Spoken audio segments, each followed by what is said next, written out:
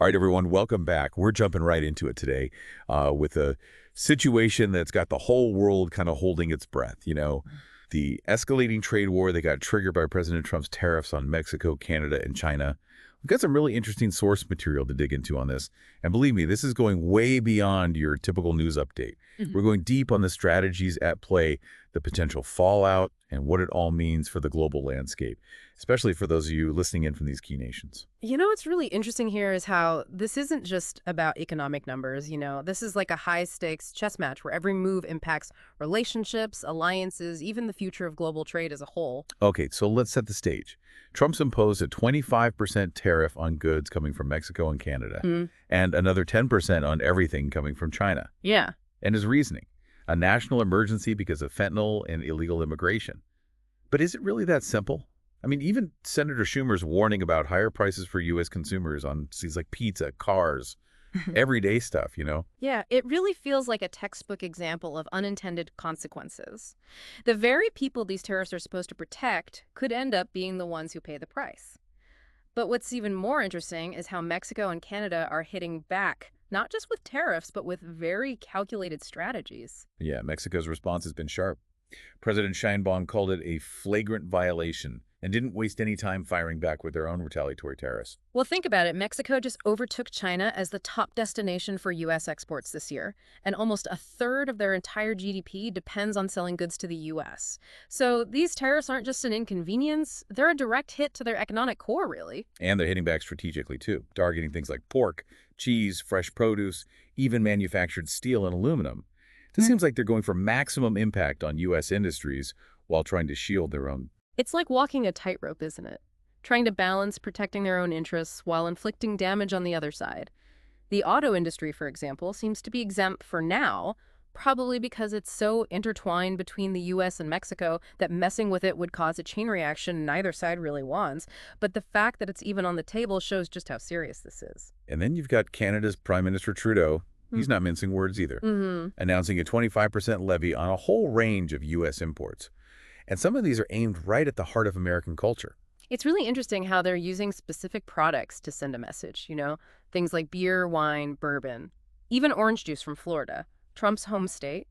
Then you've got clothing, sports equipment, appliances. They're making it personal, showing that this trade war is going to have a direct impact on the everyday lives of Americans and Canadians. And the economic stakes are huge. We're talking over $2.5 billion in trade every single day across that 9,000-kilometer U.S.-Canada border. Just the sheer volume of trade between those two countries is mind-boggling. This isn't some theoretical economic debate. This is about real jobs, real businesses, real people's livelihoods hanging in the balance. And you can just feel the anger, the feeling of betrayal coming from Canada.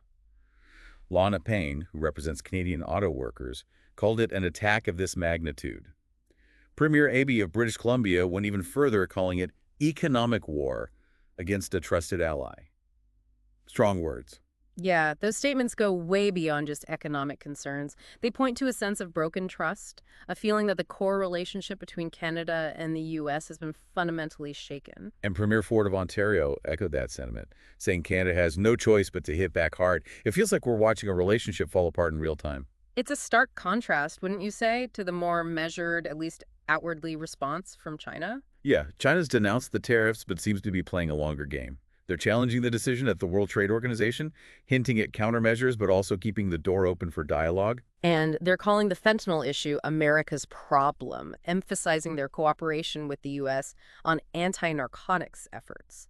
It's a strategic pushback, framing the situation as the U.S. trying to deflect blame for a domestic issue.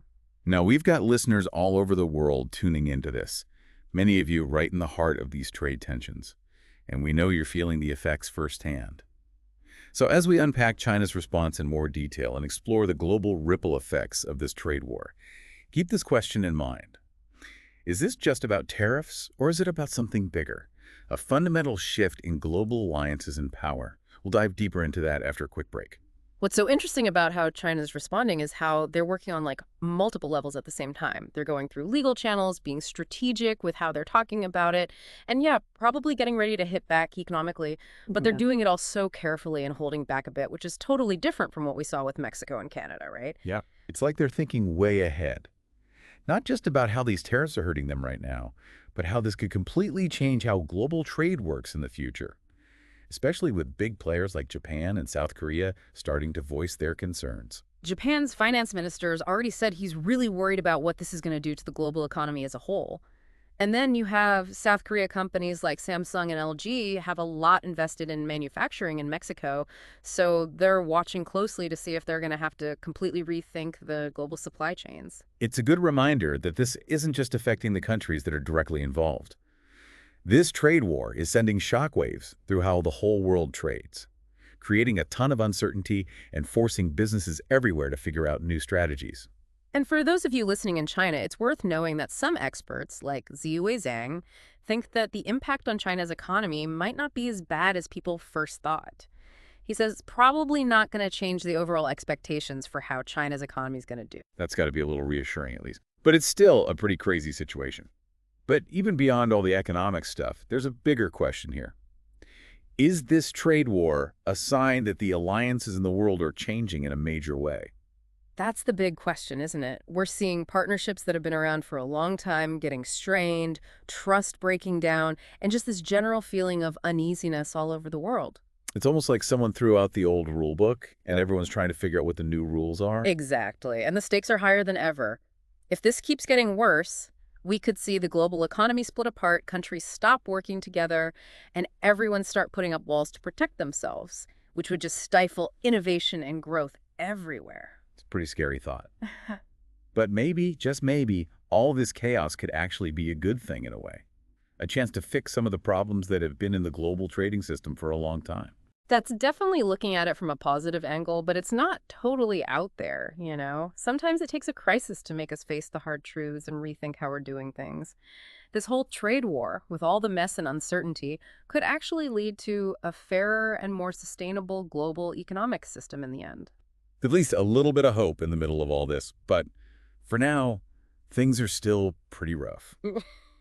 So let's shift gears a bit and talk about what all this means for you, our listeners, especially those of you living in the countries that are at the center of this whole trade war. Okay, so we've spent this deep dive exploring this whole trade war that started with President Trump's tariffs, how other countries are hitting back, and all the worry it's causing around the world. But now let's bring it back down to earth and talk about what it actually means for you guys no matter where you're listening from. If you're in the US, Mexico, or Canada, you're probably already starting to see the effects, right? Prices are going up on things you buy all the time. Some stuff's harder to find in stores. Businesses are freaking out a little. And you can just feel that everyone's worried about what's going to happen with the economy. And it's not even just about money, is it?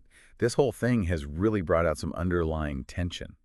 Like people are starting to question who they can trust, who their real allies are, and what's going to happen to our economies, since we're all so connected. And for those of you in China who are watching all this play out, there's got to be a sense of caution, but maybe also a sense of opportunity, right? Like, what if the U.S. just keeps looking inward? Could this be China's chance to get closer to other countries economically, make new alliances, and basically change the whole global trade game to benefit them? That's a really interesting strategy to think about. Right. And for everyone else out there, from Japan and South Korea to Europe and everywhere in between, this trade war is like a giant wake-up call.